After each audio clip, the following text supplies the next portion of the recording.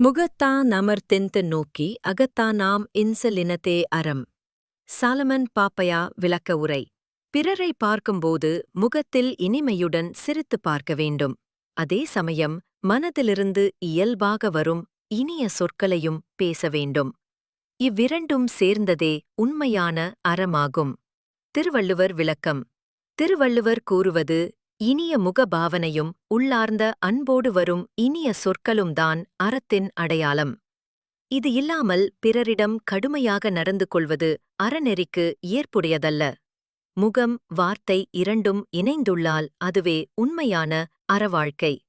சாலமன் பாப்பையா இந்த விளக்கத்தில், முகவினால் வெளிப்படும் மென்மையும் உள்ளத்திலிருந்து பிறக்கும் இனிய வார்த்தைகளும் சேர்ந்தே ஒருவரின் உண்மையான நல்லுணர்வையும் அறவாழ்வையும் காட்டும்.